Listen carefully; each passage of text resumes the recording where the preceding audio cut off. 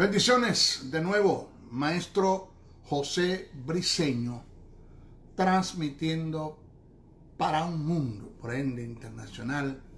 Estamos pasando fronteras. Saludamos a los que nos están viendo en Sudamérica, Centroamérica, Norteamérica, Europa, Asia, Ucrania, aún hasta el continente africano. Estamos transmitiendo verdades del reino, verdad verdadera, verdad absoluta. Este es el pensamiento de Dios. Es muy contento, muy alegre, porque Dios me da la oportunidad, me da vida, me da salud, para seguir transmitiendo sus verdades, verdades absolutas, la verdad verdadera. Esa verdad que registra las Escrituras en relación al pensamiento de Dios, en relación al pensamiento de las tinieblas, en relación al pensamiento de los hombres, en forma personal. Ese es nuestro trabajo, escudriñar, buscar, indagar para transmitir estas verdades del reino. Estamos transmitiendo desde el estado de Texas, la hermosa ciudad de Dallas, transmitiendo el maestro José Briceño. Saqué un pensamiento por la web. Está en el historial de WhatsApp, en el historial de Facebook, que lo he tenido presente y quiero que usted lo tenga presente. Óigalo, el pensamiento. Cito: ante una palabra que el Eterno decretó, no dudes, ni opines, ni cuestiones, solamente cree. Así. Repito, ante una palabra que el Eterno decretó y que ya está establecida en el texto sagrado como promesa, como bendiciones, como herencia, como nuestro legado. Ante esa palabra, ni dudes, ni opines, ni cuestiones, solamente cree.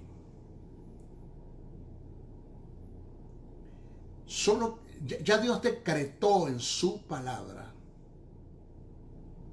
tu sanidad.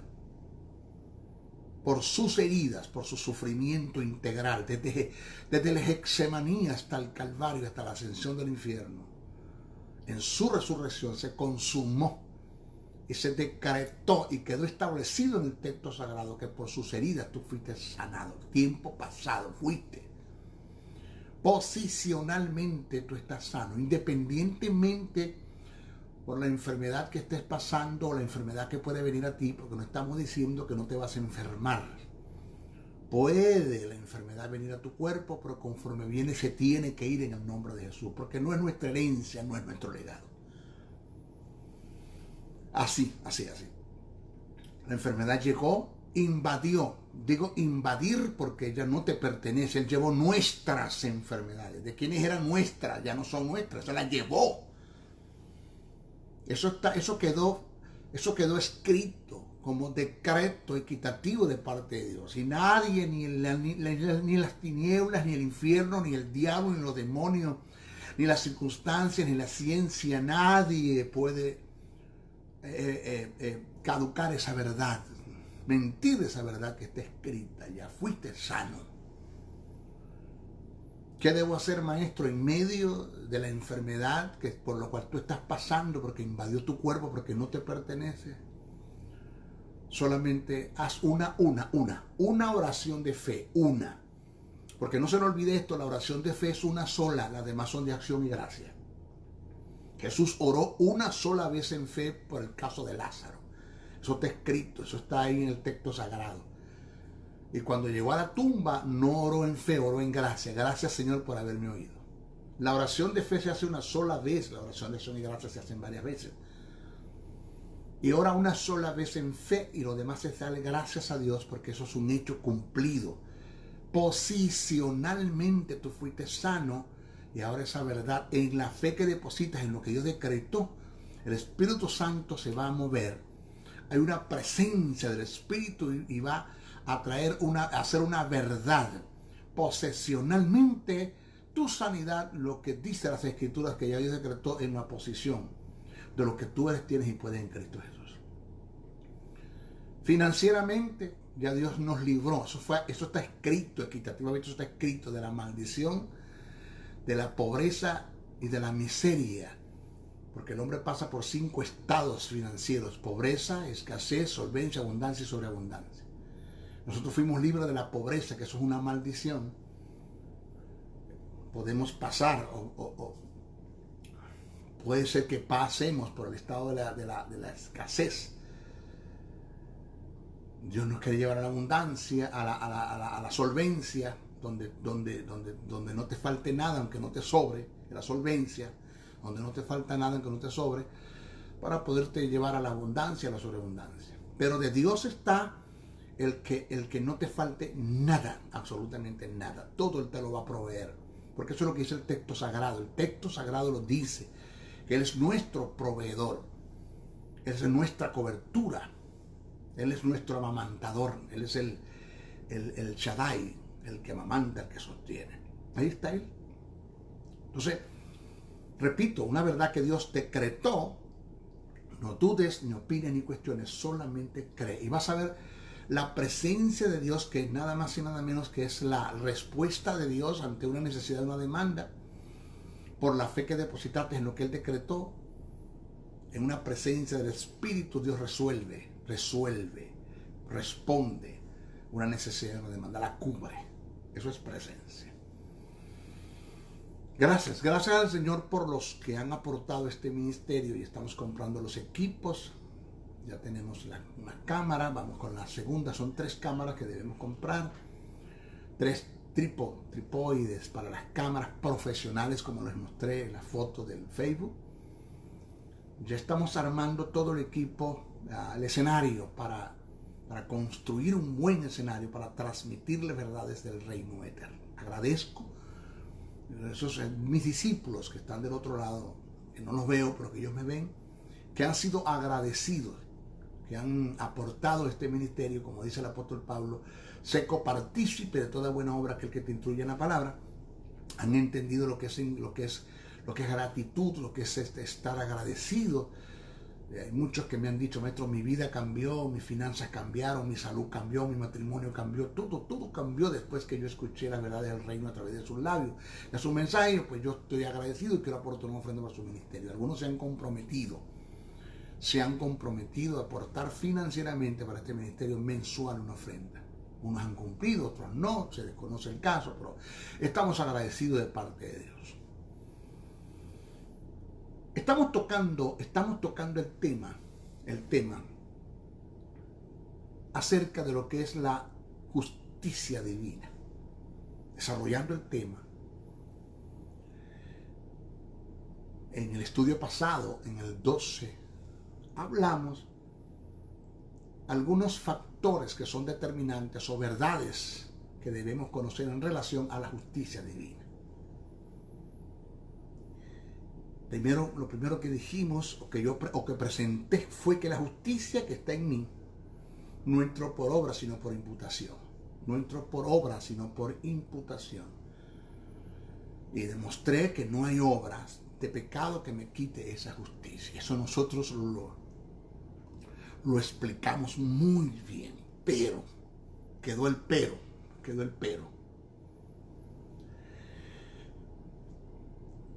Yo afirmé en el estudio pasado que cualquier pecado que cometamos ante Dios nos debe contristar, pero no condenar. Porque no hay pecado que te pueda condenar después de haber sido justificado por Dios mediante el sacrificio de su Hijo, por su Espíritu Santo. Cuando peco, en lo personal te lo digo, me siento contristado y avergonzado delante de la santidad de Dios por el pecado que hice, pero nunca me siento condenado ante Él, nunca. Porque Él nunca me condenará, Dios nunca me condenará y tampoco se avergonzará de mí. Ahora, hay un pero, vamos a ver, preste atención que estoy enseñando. Voy a explicar en forma exegética, tomando en cuenta los medios de interpretación algunos textos bíblicos que han sido utilizados tradicionalmente por entes religiosos con una mala interpretación en forma eisegética. Ellos le dieron su propia interpretación fuera del contexto bíblico y del contexto histórico, los cuales han sido constituidos como una doctrina fuera de la realidad bíblica, condicionando así la salvación del hombre, negando la eficacia de la obra regeneradora que se dio una sola vez en Cristo y que el hombre obtiene por la fe y la disfruta por fe. Vamos a presentar esos pasajes, vamos a presentar esos textos que le dieron una muy mala interpretación. Vamos a ver. Comencemos con Hebreo, el capítulo 2, verso 1 al 4. Muy conocido. Vamos a leerlo y le vamos a dar una interpretación tal como está en el texto sagrado.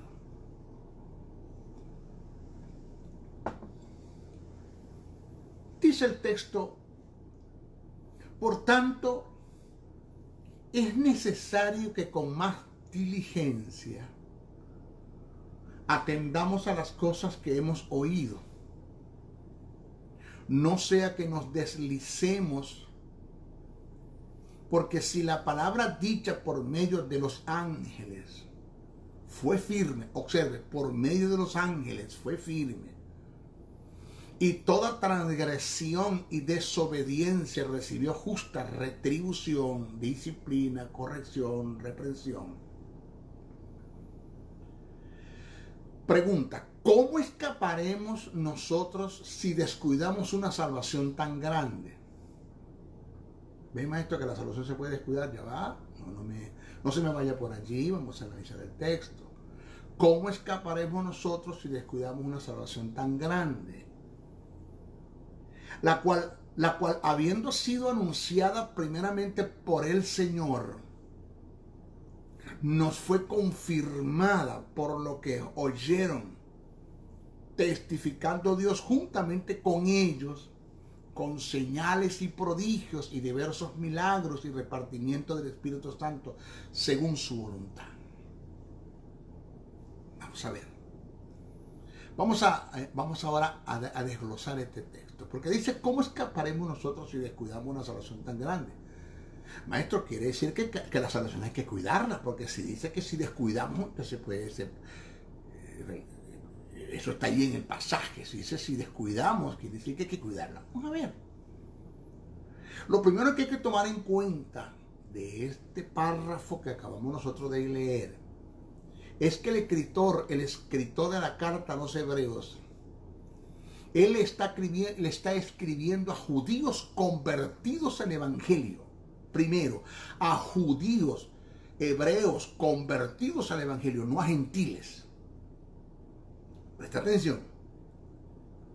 Que por haber abandonado sus creencias, prácticas judías, el judaísmo, estaban siendo confrontados por los líderes judíos profesantes de los rituales de la ley. Y a su vez estaban luchando con su propia conciencia, que los condenaba por haber abandonado dichos rituales estipulados por la ley. Todo el desarrollo de la carta se centra en animar, exhortar a los judíos convertidos a no abandonar, óigame, a no abandonar ni descuidar las creencias del evangelio, que es más significativo y de más valor que los rituales de la ley. Un judío convertido le escribe a judíos convertidos que están siendo perseguidos por los líderes religiosos de los judíos por haber abandonado las creencias y las prácticas de la ley, porque está en gracia. Lo segundo que hay que considerar en este pasaje que acabamos de leer, ¿cómo escaparemos nosotros si descuidamos una salvación tan grande? Lo segundo que hay que considerar es que en el capítulo 2, el escritor de las epístolas a los hebreos, en el capítulo 2, el escritor de las epístolas a los hebreos, es el capítulo que acabamos de leer, el capítulo 2, hace una comparación y le da mayor valor al mensaje proclamado por Cristo que a la ley traída por los ángeles y anunciada por los profetas. Vuelvo a repetir, lo segundo que hay que considerar en el pasaje es que en el capítulo 2, este capítulo que acabamos de leer, el escritor de los epístolas a los hebreos, que es un judío convertido al evangelio, hace una comparación de la mayor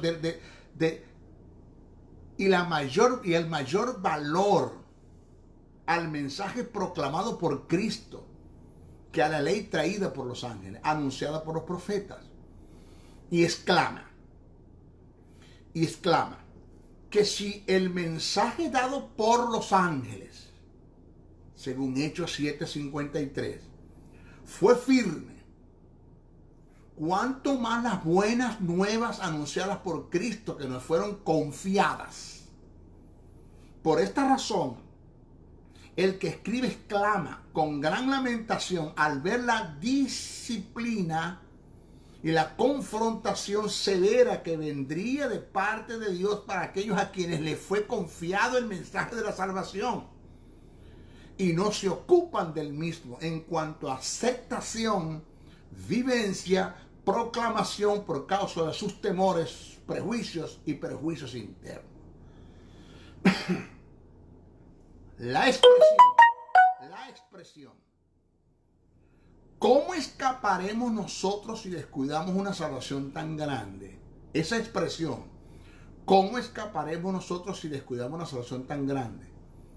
Esa expresión que aparece en el pasaje, no, negativamente no tiene nada que ver con perder la salvación o con pérdida de salvación, sino con el escapar de la acción disciplinaria de Dios que vendrá por no ocuparse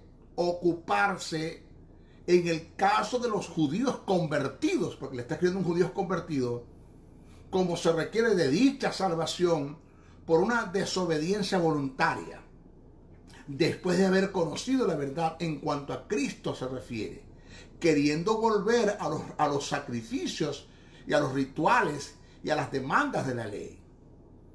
El escritor les advierte que si siendo profesantes de la ley que vino mediante los ángeles y anunciado por los profetas, no escaparon del juicio y la disciplina de Dios por ser transgresores de esta ley, menos se les pasará por alto la disciplina y la confrontación que tendrán de parte de Dios si descuidan, menosprecian el mensaje del evangelio que vino mediante Cristo.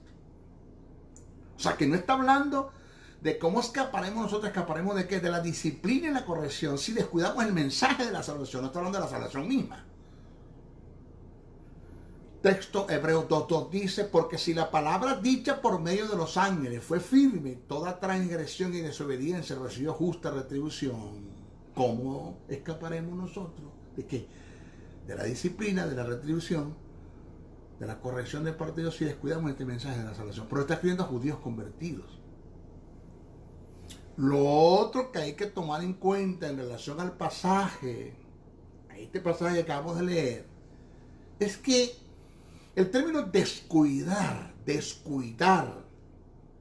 que no tiene que ver con relación a la salvación en cuanto a algo equitativo de parte de Dios, que tiene que ver con justicia y con vida, y que eso se puede perder porque la podemos descuidar, no tiene nada que ver con eso. El término descuidar que aparece en el pasaje es amaleo. Aquí vamos a la etimología del término. Amaleo, que no tiene el significado que podría tener en nuestro idioma, en nuestras culturas. Es amaleo, que significa tener en poco, despreocuparse, omitir, pasar por alto, ser negligente, despreciar, menospreciar, no darle importancia, desatender. Eso significa el término amaleo. Por lo tanto, según la etimología del término, en el aspecto de la salvación, en cuanto al descuido al que hace mención el escritor, sin lugar a dudas se refiere el no atender con diligencia, en forma absoluta y decisiva, el llamado a la salvación que vino por gracia, no ocupándose de él en la vivencia, la proclamación. Si no fuera así, hubiera una contradicción con respecto a lo dicho por Pablo en sus escritos cuando afirma que el creyente no vendrá jamás a condenación eterna después de haber sido justificado y vivificado, ya que la responsabilidad penal por el pecado fue puesto sobre Jesús, ocupando el lugar del pecador. Dicha acción penal de parte de Dios sobre Jesús mediante el Espíritu es irreversible, irrevocable en la vida del creyente una vez que la haya adquirido por fe. Romanos 8, el verso 1 al 2 dice así, cito: ahora pues ninguna condenación hay por los que están en Cristo Jesús. Esto que viene está añadido. Los que no andan conforme a la carne, sino conforme al Espíritu. Eso lo añadieron. Eso no está así. Ahí me están acondicionando la salvación. Esto está añadido en el texto, en la versión de Casillas de Reina y Suprema de Valera, en la Vulgata Latina. Eso está añadido. Porque el texto dice así: ahora pues ninguna condenación hay para los que están en Cristo Jesús. ¿Por qué? Te da la razón por qué no hay condenación de una vez. Porque la ley del Espíritu de vida en Cristo Jesús me ha librado de la ley del pecado y de la muerte. Me ha librado de esa ley que se activó, que produjo la muerte por causa del pecado, lo que dice el texto ahí. ¿Qué? Ya que ya eso me lo añadieron, ya eso no tiene nada que ver. Dice que ahora pues ninguna condenación hay por los que están en Cristo Jesús. Acuérdense que esto está en el capítulo 8 y Pablo viene desarrollando el Romanos, en el capítulo 7. Pablo está hablando no del creyente, no del conflicto interno en el creyente: lo que quiero hacer no lo hago, lo que hago no lo que quiero hacer, miserable de mí que miro este cuerpo de pecado. Pablo no está hablando del creyente. Pablo está hablando de su experiencia como judío, queriendo agradar a Dios a través de las obras de la ley, y nunca pudo. En el Romanos 7, en Romanos 8, Pablo me presenta su experiencia como creyente, que aunque cometa pecados A, B, por cualquier razón, no hay condenación para los que están en Cristo Jesús. Porque ninguna condenación hay para los que están en Cristo Jesús, los que fueron justificados. ¿Por qué, Pablo? ¿Por qué no hay condenación? Porque la ley del Espíritu de vida en Cristo Jesús me ha librado de la ley del pecado y de la muerte.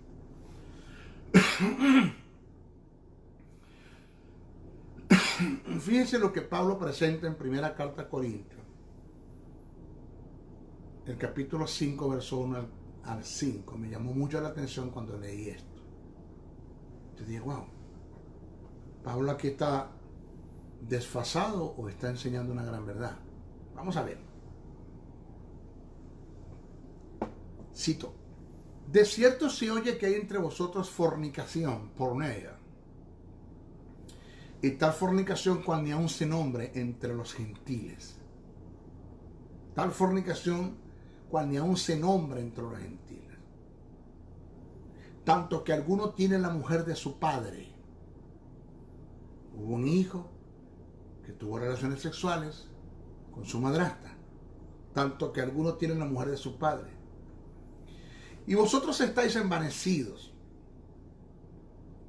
¿No debierais más bien haberos lamentado para que fuese quitado de en medio de vosotros el que cometió tal acción?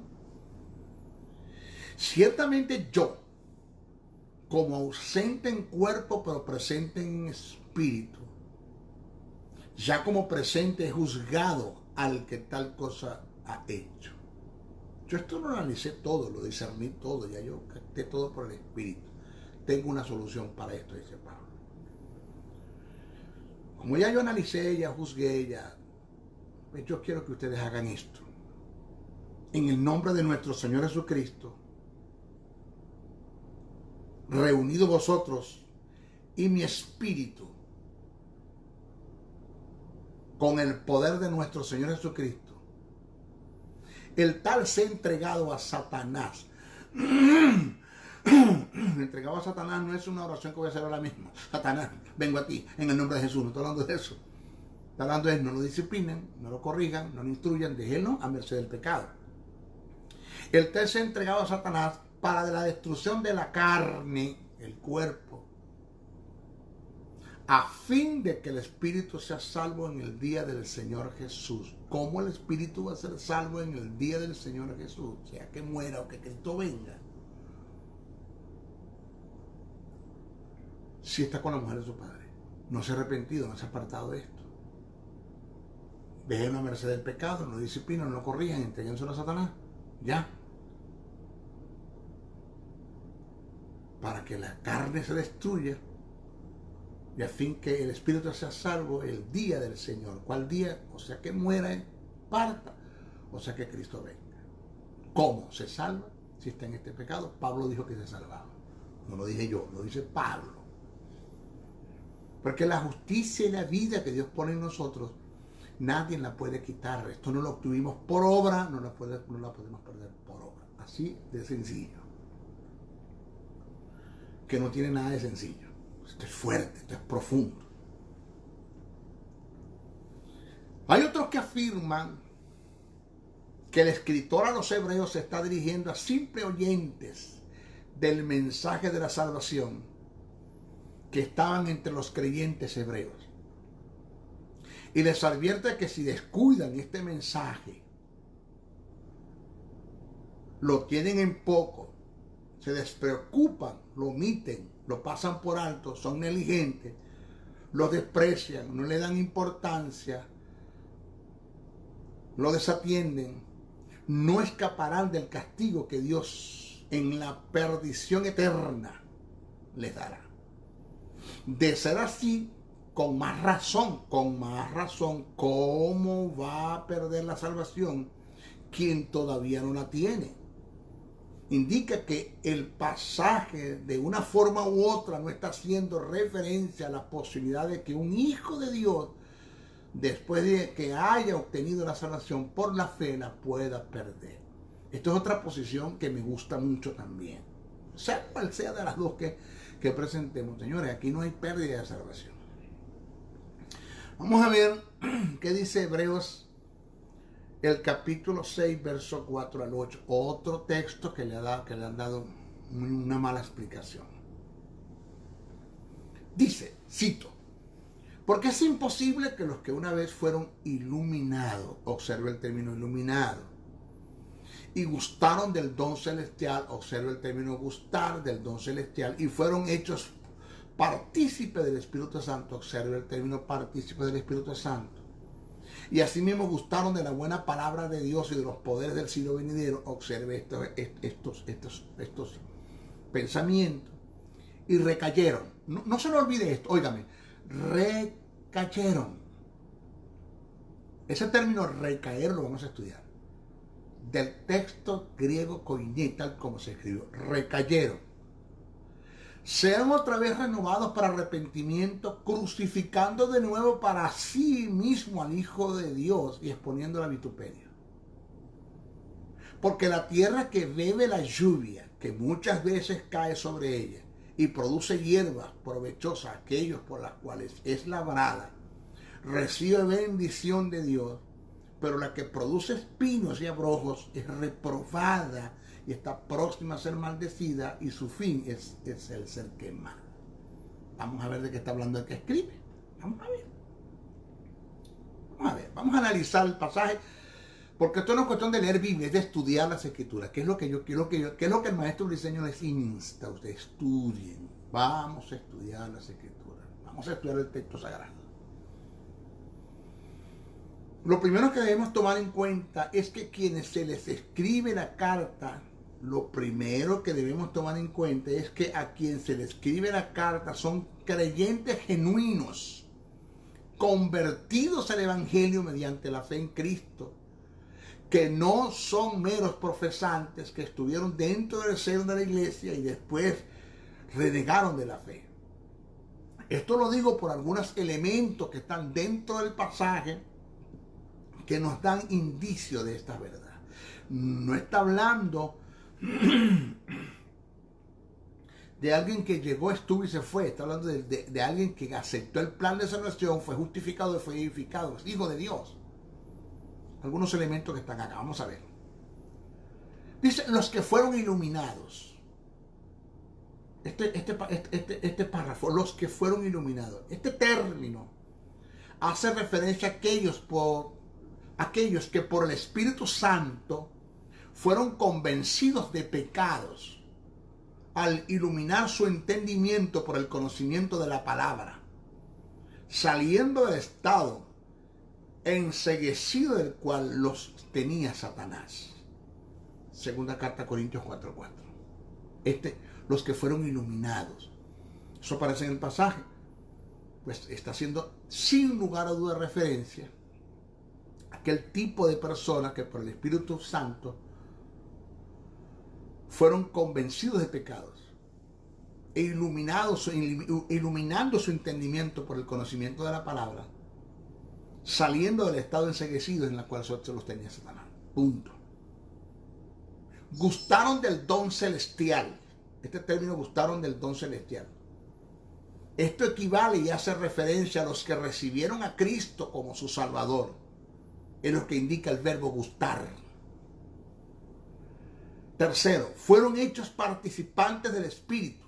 Esto hace referencia a los que fueron hechos recepción o morada del Espíritu Santo. Y cuarto, gustaron de la buena palabra de Dios.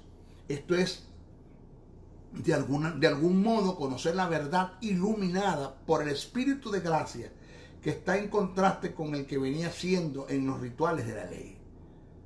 Que está en contraste con lo que ellos venían haciendo en los rituales de la ley. Acuérdense que esto está escrito en hebreo. Aunque la carta se dirige a cristianos, observe, preste atención. Aunque la carta se dirige a cristianos, el término recayeron, sean renovados para arrepentimiento, no da la idea y la posibilidad de que se pueda dar una recaída en un creyente y se pierda por la imposibilidad de ser renovados por un nuevo arrepentimiento. El que escribe está presentando suposiciones hipotéticas o supuestos negados, en el sentido que si se da la posibilidad, porque eso, pero que no se va a dar, suposiciones hipotéticas y supuestos negados, si se da la posibilidad de caer, de recaer, es imposible que sean renovados para la salvación, porque para la tal acción hay que proveerse de un nuevo sacrificio, llevando de nuevo a Jesús a la cruz del Calvario. O sea que el término recaer allí no está hablando de descarriarse. El término recaer tiene que ver con volver al estado de Adán. Volver otra vez al estado de Adán. No está hablando de descarriarse, de fumar, de beber, de descuidar la proclamación del mensaje de la salvación, de no ser activo dentro del seno de la iglesia, sino de ir a participar de los placeres del mundo. No está hablando de eso. Está hablando de recaer, es volver otra vez al estado de Adán. Señores, si alguien vuelve al estado de Adán, el estado de pecado vuelve a entrar en su espíritu. Y ese estado de pecado imparte la naturaleza satánica, que es la muerte. Para volverlo a sacar de ahí hay que volver otra vez a llevar a Cristo a la cruz del Calvario. Eso no puede ser. Entonces el que está escribiendo, está presentando son suposiciones hipotéticas, supuestos negados, que es imposible que un creyente pueda recaer. Pero en un supuesto negado, que ya haya recaído, pues es imposible otra vez volverlo a sacar de ese estado, porque tenemos que mandar otra vez a Jesús a morir en la cruz del Calvario, y Jesús no puede morir 2 veces. Es lo que quiere decir el que escribe. El término recaer, según el lenguaje del que escribe, la hipótesis, da la idea de volver a estar en el estado de muerte en la que estaba antes de convertirse, sin lugar a dudas, sin lugar de arrepentimiento. Ahora, en un supuesto que el término recaer es relativo a la pérdida de la salvación, como muchos lo han interpretado, entonces es aplicado a quienes a los que renegaron de la fe y por tal acción quedaron destinados para el fuego eterno sin retribución alguna. Este no es el lenguaje bíblico donde presenta a un individuo después de ser salvo, errante en la tierra sin posibilidades de la salvación. Por esta causa el término recaer, según el lenguaje del que escribe, no aplica a quien por descuido tuvo un desliz, o por igual a aquellos que premeditadamente cometieron un pecado, ya que el acudir al perdón por su arrepentimiento y el confesar su pecado y apartarse del mismo volverán a la comunión con Dios. Por otra parte, por otro lado, si recaer tiene que ver con morir en el estado de pecado, entonces, ¿para qué la reprensión que hace el que escribe al decir que es imposible sacrificar a Cristo de nuevo para arrepentimiento si después de la muerte no hay posibilidad de salvación? Esto indica que el recaer tampoco hace referencia a los que mueren en pecados siendo nacidos de nuevo. Por esta razón, quien escribe hace referencia a posibilidades hipotéticas o supuestos negados, afirmando que el recaer no se da en la vida de un nacido de nuevo, iluminado por el Espíritu. El mensaje central del que escribe a los hebreos es afirmar que los que reniegan de la verdad, apostatando de la fe, negando el sacrificio de Jesús, volviendo a los sacrificios y rituales de la ley, solo fueron meros espectadores y profesantes que no estaban convertidos al Evangelio, hasta el punto que son comparados con tierra donde no germina la semilla, que es la palabra, y por tal acción quedan reprobados bajo juicio de maldición. Pero vuelvo otra vez a repetir, el término recaer no está hablando de un simple descarriarse. El término recaer está hablando de volver otra vez al estado de Adán, y eso es imposible. El texto dice: porque la tierra que bebe la lluvia, que muchas veces cae sobre ella y produce hierba provechosa, aquellos por las cuales es labrada recibe bendición de Dios, pero la que produce espinos y abrojos es reprobada y está próxima a ser maldecida y su fin es ser quemada. Lo otro que hay que tomar en cuenta es que la vida espiritual o llamada vida eterna no puede entrar en un hombre por segunda vez, ya que no hay una segunda oportunidad para tal acción, porque esa vida se dio por un solo sacrificio que se hizo una vez para siempre, según Hebreos 10:4-12. Igualmente, la muerte no puede entrar en un hombre por segunda vez, porque esto se dio una sola vez en Adán. Por esto afirmamos, y afirmo como maestro, que la proclamación que presenta el escritor a los hebreos son suposiciones hipotéticas y supuestos negados, negando la posibilidad de que este acontecimiento, cual morir de nuevo, el recaer, le pase a uno que haya nacido de nuevo, y afirmando que quien reniegan de la fe y apostatan en contra de ella son judíos no convertidos, meros profesantes, gentes nominales que estaban introducidos en la iglesia. En el resumen, la enseñanza aquí es sencilla. No es posible que un hijo de Dios caiga de la gracia y pierda la salvación. No es posible. Entrando por segunda vez en un estado de muerte para condenación y se mantenga errante, destinado para el infierno. No puede la muerte entrar por segunda vez en aquellos que han sido justificados por Cristo y que por causa de la justicia hayan obtenido la vida eterna. Reitero, todo lo que el escritor presenta son suposiciones hipotéticas y supuestos negados. Acá, otro pasaje que lo voy a explicar en nuestra próxima clase. Porque si pecáramos voluntariamente, después de haber recibido el conocimiento de la verdad, ya no queda más sacrificio por los pecados, sino una horrenda expectación de juicio, de hervor, de fuego que devora a los adversarios. El que viola la ley de Moisés por el testimonio de 2 o de 3 testigos muere irreversiblemente. Cuanto mayor castigo pensáis que merecerá el que pisoteara al Hijo de Dios y tuviera por inmunda la sangre del pacto en el cual fue santificado, hace una ofrenda al Espíritu de gracia. Pues conocemos al que dijo: mía es la venganza, yo daré el pago, dice el Señor, y otra vez el Señor juzgará a su pueblo. Horrenda cosa es caer en mano de Dios vivo. En este pasaje que también lo he utilizado para hablar de la pérdida de la salvación, lo voy a explicar en nuestra próxima clase porque tiene mucho que decir, ¿ok?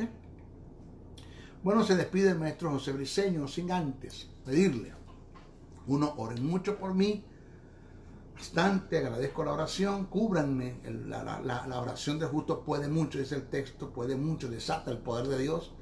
Acuérdense que el poder no está en la oración, el poder está en Dios, la oración desata el poder de Dios.